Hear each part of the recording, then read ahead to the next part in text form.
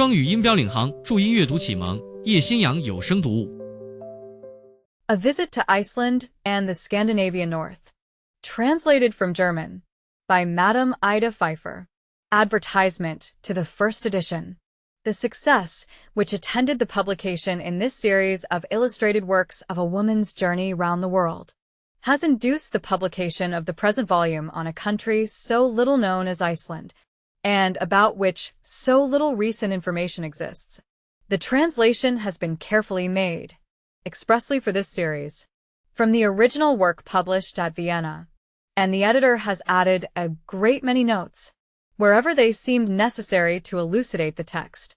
In addition to the matter which appeared in the original work, the present volume contains a translation of a valuable essay on Icelandic poetry by M. Bergman, a translation of an Icelandic poem, the Völuspá, a brief sketch of Icelandic history, and a translation of Schiller's ballad, The Diver, which is prominently alluded to by Madame Pfeiffer in her description of the geysers. 1. The illustrations have been printed in tints, so as to make the work uniform with the journey round the world. London, August 1, 1852. Author's Preface. Another journey, a journey, moreover, in regions which everyone would rather avoid than seek. This woman only undertakes these journeys to attract attention. The first journey, for a woman alone, was certainly rather a bold proceeding. Yet in that instance, she might still have been excused. Religious motives may perhaps have actuated her, and when this is the case, people often go through incredible things. At present, however, we can see no just reason which could excuse an undertaking of this description. Thus, and perhaps more harshly still, will the majority judge me, and yet they will do me a grievous wrong. I am surely simple and harmless enough, and should have fancied anything in the world rather than that it would ever be my fate to draw upon myself in any degree the notice of the public. I will merely indicate, as briefly as may be, my character and circumstances, and then I have no doubt my conduct will lose its appearance of eccentricity, and seem perfectly natural. When I was but a little child, I had already a strong desire to see the world. Whenever I met a traveling carriage, I would stop involuntarily, and gaze after it until it had disappeared. I used even to envy the postilion, for I thought he also must have accomplished the whole long journey. As I grew to the age of from 10 to 12 years, nothing gave me so much pleasure as the perusal of voyages and travels. I ceased, indeed, to envy the postilions, but envied the more every navigator and naturalist. Frequently my eyes would fill with tears when, having ascended a mountain, I saw others towering before me, and could not gain the summit. I made several journeys with my parents, and, after my marriage, with my husband, and only settled down when it became necessary that my 2 boys should visit particular schools. My husband's affairs demanded his entire attention, partly in Lemberg, partly in Vienna.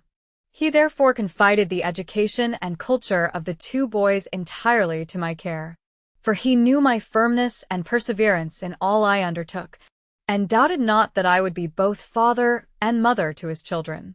When my son's education had been completed, and I was living in peaceful retirement, the dreams and aspirations of my youth gradually awoke once more. I thought of strange manners and customs, of distant regions, where a new sky would be above me, and new ground beneath my feet. I pictured to myself the supreme happiness of treading the land once hallowed by the presence of our Savior, and at length made up my mind to travel thither. As dangers and difficulties rose before my mind, I endeavored to wean myself from the idea I had formed, but in vain. For privation I cared but little. My health was good, and my frame hardy. I did not fear death. And moreover, as I was born in the last century, I could travel alone. Thus every objection was overcome. Everything had been duly weighed and considered. I commenced my journey to Palestine with a feeling of perfect rapture, and behold, I returned in safety. I now feel persuaded that I am neither tempting Providence, nor justly incurring the imputation of wishing to be talked about. In following the bent of my inclinations, and looking still further about me in the world, I chose Iceland for my destination, because I hoped there to find nature in a garb such as she wears nowhere else. I feel so completely happy, so brought into communion with my Maker, when I contemplate sublime natural phenomena, that in my eyes no degree of toil or difficulty is too great a price at which to purchase such perfect enjoyment. And should death overtake me sooner or later during my wanderings, I shall await his approach in all resignation, and be deeply grateful to the Almighty for the hours of holy beauty in which I have lived and gazed upon his wonders. And now, dear reader, I would beg thee not to be angry with me for speaking so much of myself. It is only because this love of traveling does not, according to established notions, seem proper for one of my sex, that I have allowed my feelings to speak in my defense. Judge me, therefore, not too harshly, but rather grant me the enjoyment of a pleasure which hurts no one, while it makes me happy. The author. Visit to Iceland. Chapter 1. In the year 1845, I undertook another journey. A journey, moreover, to the far north. Iceland was one of those regions towards which, from the earliest period of my consciousness, I had felt myself impelled.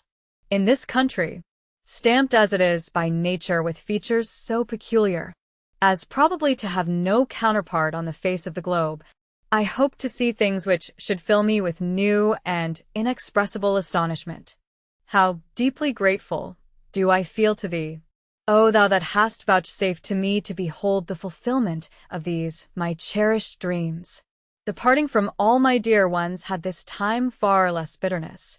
I had found by experience that a woman of an energetic mind can find her way through the world as well as a man, and that good people are to be met with everywhere. To this was added the reflection that the hardships of my present voyage would be of short duration, and that 5 or 6 months might see me restored to my family. I left Vienna at 5 o'clock on the morning of the 10th of April, as the Danube had lately caused some devastations, on which occasion the railroad had not entirely escaped. We rode for the first 4 miles, as far as Floresdorf, in an omnibus, not the most agreeable mode of traveling. Our omnibuses are so small and narrow that one would suppose they were built for the exclusive accommodation of consumptive subjects, and not for healthy, and in some cases portly individuals, whose bulk is further increased by a goodly assemblage of cloaks, furs, and overcoats. At the barriers a new difficulty arose. We delivered up our pass, warrants, passerschein in turn, with the exception of one young man, who was quite astounded at the demand. He had provided nothing but his passport and testimonials, being totally unaware that a pass warrant is more indispensable than all the rest. In vain did he hasten into the bureau to expostulate with the officials. We were forced to continue our journey without him. We were informed that he was a student who, at the conclusion of term, was about to make holiday for a few weeks at his parents' house near Prague.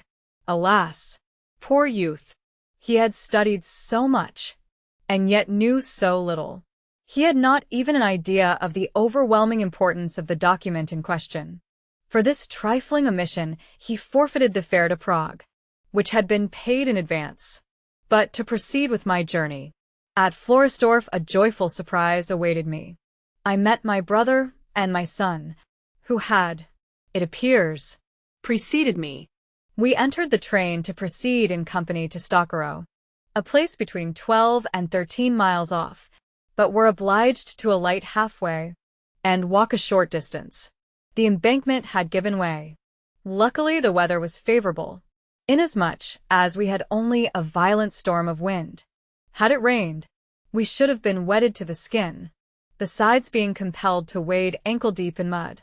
We were next obliged to remain in the open air, awaiting the arrival of the train from Stockerow, which unloaded its freight and received us in exchange.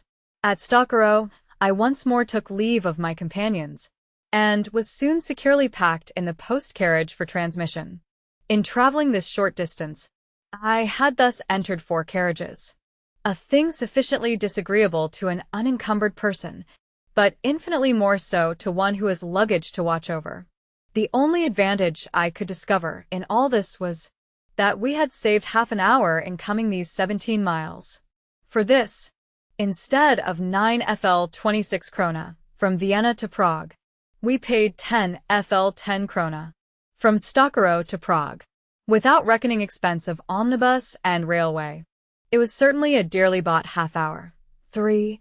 The little town of Znaim, with its neighboring convent, is situated on a large plain, extending from Vienna to Budwitz, 17 miles beyond Znaim. The monotony of the view is only broken here and there by low hills. Near Skeletow the scenery begins to improve. On the left the view is bounded by a range of high hills, with a ruined castle, suggestive of tragical tales of centuries gone by. Fir and pine forests skirt the road, and lie scattered in picturesque groups over hill and dale. April 11th. Yesterday, the weather had already begun to be ungracious to us. At Znaim we found the valleys still partly covered with snow, and the fog was at times so thick that we could not see 100 paces in advance. But today it was incomparably worse. The mist resolved itself into a mild rain, which, however, lost so much of its mildness as we passed from station to station, that everything around us was soon under water. But not only did we ride through water, we were obliged to sit in it also. The roof of our carriage threatened to become a perfect sieve, and the rain poured steadily in. Had there been room for such a proceeding, we should all have unfurled our umbrellas. On occasions like these, I always silently admire the patience of my worthy countrymen, who take everything so good-humoredly. Were I a man, I should pursue a different plan, and should certainly not fail to complain of such carelessness. But as a woman, I must hold my peace. People would only rail at my sex, and call it ill-humored. Besides, I thanked my guardian angel for these discomforts, looking upon them as a preparation for what was to befall me in the far north. Passing several small towns and villages, we at length entered the Bohemian territory, close behind Igla. The first town which we saw was Zaslow, with its large open square, and a few neat houses, the latter provided with so-called arbors or verandas, which enable one to pass round the square dry-footed, even in the most rainy weather. Journeying onwards, we noticed the fine cathedral and town of Kuttenberg, once famous for its gold and silver mines. 4. Next comes the great tobacco manufactory of Sedlitz, near which we first see the Elbe, but only for a short time, as it soon takes another direction. Passing the small town of Kolin, we are whirled close by the battlefield where, in the year 1757, the great King Frederick paid his score to the Austrians. An obelisk, erected a few years since to the memory of General Daun, occupies a small eminence on the right. On the left is the plain of Cleforks, where the Austrian army was drawn up. 5. At 11 o'clock on the same night we reached Prague. As it was my intention to pursue my journey after 2 days, my first walk on the following morning was to the police office, to procure a passport and the all-important pass warrant, my next to the custom house, to take possession of a small chest, which I had delivered up 5 days before my departure, and which, as the expediter affirmed, I should find ready for me on my arrival at Prague. 6. Mr. Expediter, my chest was not there. After Saturday comes Sunday, but on Sunday the custom house is closed. So here was a day lost. A day in which I might have gone to Dresden, and even visited the opera. On Monday morning I once more hastened to the office in anxious expectation. The box was not yet there. An array of loaded wagons had, however, arrived, and in one of these it might be. How I longed to see my darling little box, in order that I might not press it to my heart, but unpack it in presence of the excise officer. I took merely a cursory glance at Prague, as I had thoroughly examined everything there some years before. The beautiful Graben and horse market once more excited my admiration. It was with a peculiar feeling that I trod the old bridge, from which St. John of Nepomuk was cast into the Moldau for refusing to publish the confession of King Wenceslaus consort. 7 On the opposite bank, I mounted the Hradschan, and paid a visit to the cathedral, in which a large sarcophagus, surrounded and borne by angels, and surmounted by a canopy of crimson damask, is dedicated to the memory of the saint. The monument is of silver, and the worth of the metal alone is estimated at 80,000 florins. The church itself is not spacious, but is built in the noble Gothic style. The lesser altars, however, with their innumerable gilded wooden figures, look by contrast extremely puny. In the chapel are many sarcophagi, on which repose bishops and knights hewn in stone, but so much damaged that many are without hands and feet, while some lack heads. To the right, at the entrance of the church, is the celebrated chapel of St. Wenceslaus, with its walls ornamented with frescoes, of which the colors and designs are now almost obliterated. It is further enriched with costly stones. Not far from the cathedral is situated the palace of Count Chernin, a building particularly favored with windows, of which it has one for every day in the year. I was there in an ordinary year, and saw 365. How they manage in leap year, I do not know. The view from the belvedere of this palace well repays the observer. It takes in the old and new town, the noble river with its 2 bridges, the ancient venerable-looking stone structure, and the graceful suspension bridge, 600 paces long, and the hills round about, clothed with gardens, among which appear neat country houses. The streets of the Kleinstadt are not particularly attractive, being mostly tortuous, steep, and narrow. They contain, however, several remarkable palaces, among which that of Wallenstein, Duke of Friedland, stands preeminent. 8. After visiting St. Nicholas Church, remarkable for the height of its spire and its beautifully arched cupola, I betook myself to Wimmer's Gardens, and thence to the Bati, a place of public resort with the citizens of Prague. I could now observe the devastation caused by the rising of the waters shortly before my arrival. The Moldau had overstepped its banks in so turbulent a manner as to carry along with it several small houses, and even a little village not far from Prague, besides damaging all the dwellings upon its banks. The water had indeed already fallen, but the walls of the houses were soaked through and through, the doors had been carried away, and from the broken windows no faces looked out upon the passers-by. The water had risen 2 feet more than in 1784, in which year the Moldau had also attained an unusual height. From the same tower of observation, I looked down upon the great open space bought a few years ago, and intended to be occupied by the termini of the Vienna and Dresden railroads. Although several houses were only just being pulled down, and the foundations of but few buildings were laid, I was assured that within 6 months everything would be completed. I have still to mention a circumstance which struck me during my morning peregrinations, namely, the curious method in which milk, vegetables, and other provisions are here brought to town. I could have fancied myself transported to Lapland or Greenland, on meeting everywhere carts to which 2, 3, or 4 dogs were harnessed. One pair of dogs will drag 300 weight on level ground, but when they encounter a hill, the driver must lend a helping hand. These dogs are, besides, careful guardians, and I would not advise anyone to approach a car of this kind, as it stands before the inn door, while the proprietor is quenching his thirst within, on the money he has just earned. At 5 o'clock on the morning of the 15th of April, I left Prague, and rode for 14 miles in the mail carriage, as far as Oberstwie on the Elbe, at which place I embarked for Dresden, on board the steamer Bohemia, of 50 horsepower, a miserable old craft, apparently a stranger to beauty and comfort from her youth up. The price charged for this short passage of 8 or 9 hours is enormously dear. The travelers will, however, soon have their revenge on the extortionate proprietors.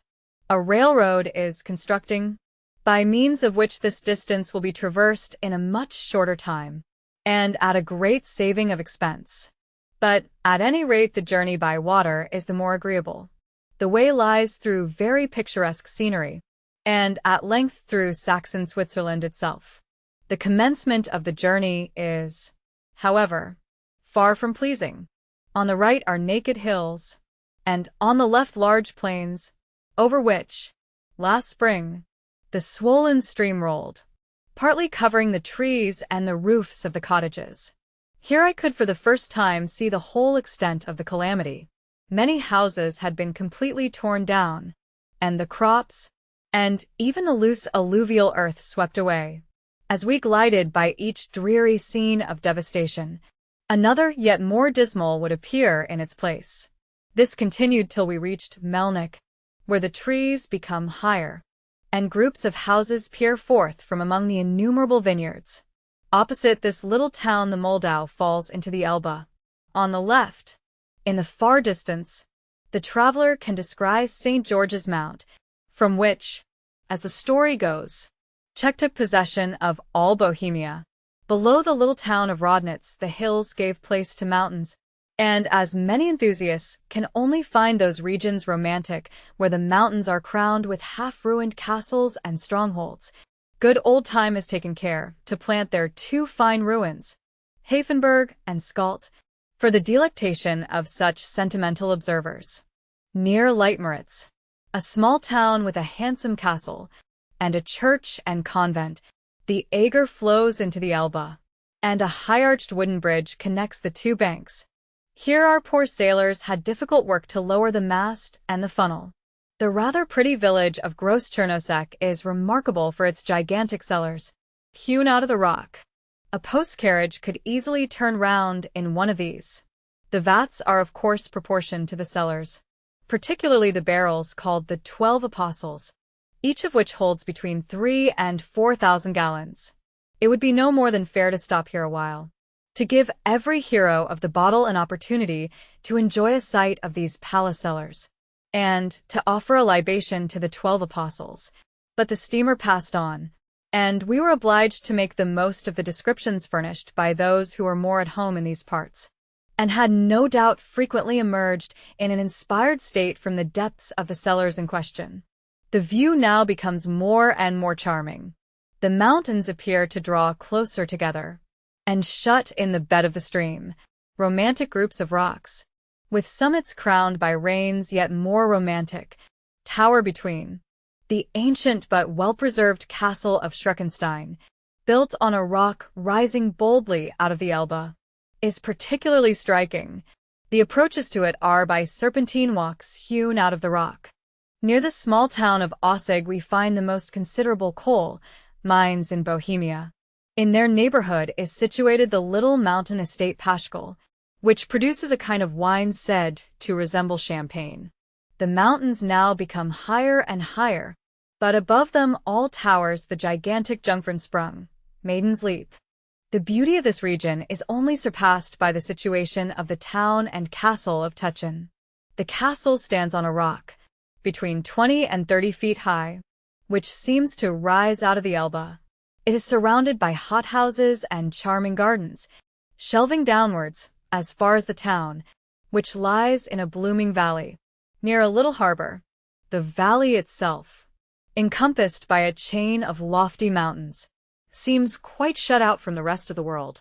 The left bank of the river is here so crowded with masses and walls of rock that there is only room at intervals for an isolated farm or hut.